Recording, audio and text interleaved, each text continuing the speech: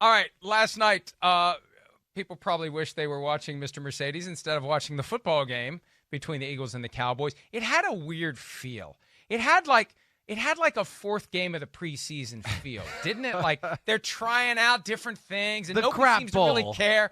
Nobody really cares who's winning or losing. Wasn't there just a weird vibe around that game? Yes. I mean, there was one team that I don't think had any belief they could win the football game, and another team that was going, no, wait, here, you can win. Here's the ball. Yeah. I promise you, we'll let you try to win. We'll let you win. Come on. I mean, it was unbelievable. I mean, it was like, first off, I guess I have to talk about Carson Wentz because that's just the first thing that comes to my mind. I mean, because I like him. I defend him, and there's not a lot of help around him. And that's certainly a part of the struggle. But damn, I mean, some of those turnovers last night, come on, Carson Wentz. I mean, you just can't. I don't care if there's no talent. You just got to sometimes take the sack, throw the ball away. I mean, the 2 strip sack fumbles, he was so oblivious that there was somebody around him and about to hit him that just can't happen. Not against a team like Dallas where you're not even good, but you're superior to them, and you let them hang around. And really, I mean, Dallas they did their best to screw it up. They were given a gift, and they were like, wait, we don't know how to tear paper and open up a gift. How do you take the bow off? I mean, they truly were. It was unbelievable. I don't know what to say. The NFC East is so crappy. I've never seen it like this ever. The Eagles have some inklings of being good, but damn, that just was not. Yeah, it was not a good game. Holy cow. Let's hear from Eagles quarterback Carson Wentz talking about his not so great performance last night in a 14-point victory. Too many turnovers. I got to be better. There's mistakes out there. Some of it maybe not on the same page. Some of it I got to, the first fumble I got to throw the ball away. That stuff I can keep cleaning up, and obviously it's stuff that individually I can get better at. And some of these shots down the field, I mean, I'm going to keep giving these guys chances, and I can be better and put the ball in the right spot. But I'm not going to change my aggressive mentality. But we're going to start connecting on some of those big plays, and obviously it hurt us a little bit today. But the defense played great, and we got to win. Look, I am not one to excessively criticize the clothing choices of quarterbacks after games. But let me just say, can we pull up a still shot of that? It looks like he was a participant in some sort of a game show where you have to run into a closet and get dressed as fast as you can with just whatever clothes are nearby, and that's the end result, doesn't it? Yes, I don't. Am I wrong? No, you're not. All right. I don't know. I don't know what look he's going for. Hey, Chris. There. Chris, yes. Apparently you can hide money. Oh, yeah, seriously. Okay, when he needs to stop, he needs to start hiding the ball a little bit and stop giving it to the other team. Listen, I love his aggressiveness, and yeah, they're going to need him to be aggressive. But you've talked about it for a long time, and it's just to the point now where, yeah, I like him and I see the top end of him, but like some of the negatives, it's annoying, and it just keeps reoccurring to where you're annoyed with it now, where you're just like, what? How do you throw that interception against the Giants on Thursday night a few weeks ago in the end zone? And then, this last night, yeah, okay, be aggressive. I understand it, but he plays too aggressive to a fault to where it's like he has no scope of how the game is playing out or what's being done that way. And that's cost them this year, in a lot of moments. So, again, he has to fix that. The Eagles are getting healthy, and man, if they could get just another receiver healthy and things like that, they might have a say in this thing, but they're just all over the place. Here's a trivia question for you, and I don't know that this officially counts as the Sunday surprise draft trivia question. It does, so okay, a little preview.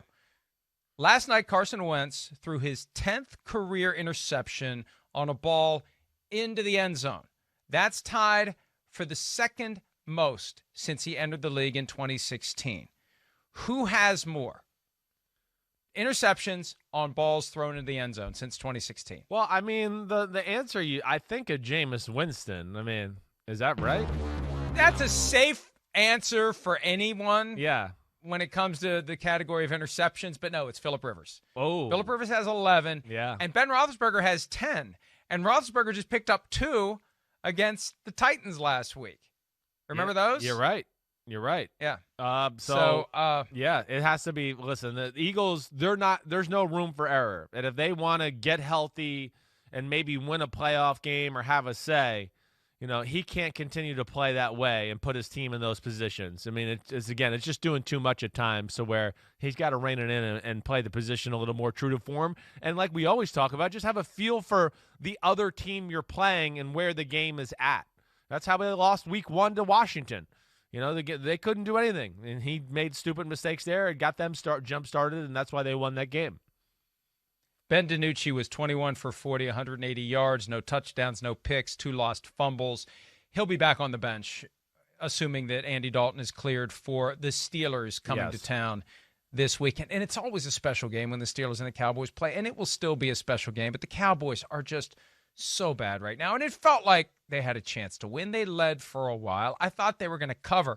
And let me tell you, there's going to be a lot of blowback today. Yeah, about what? On that play that allowed the Eagles to cover. See, this is one of the realities of officiating errors in an age of legalized sports betting.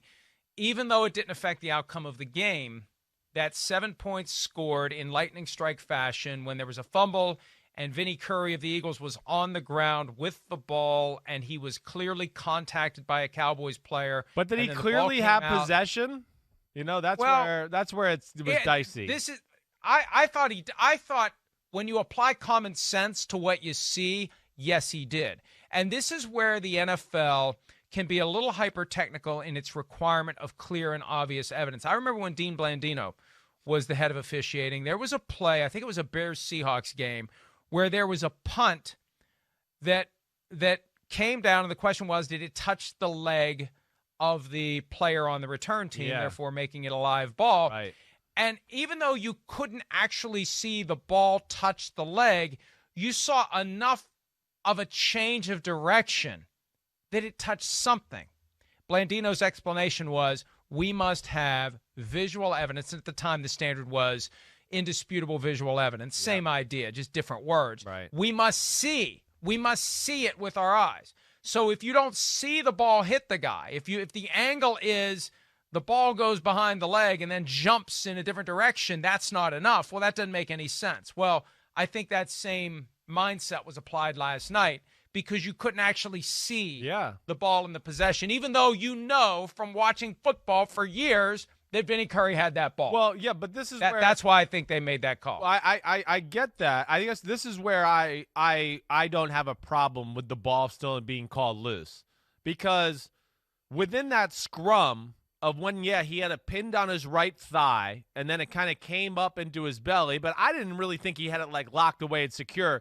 If that ball stayed in there in the scrum and Dallas came out with it, they would have gone Dallas's ball. They wouldn't have been like, oh, nope. He had the ball. He recovered it. That scrum didn't happen. So that's, to me, where you have to let that go, because they let those type of things go all the time and don't give the team looks like he had early possession in the scrum, and then 20 guys jump in there and the other team had it.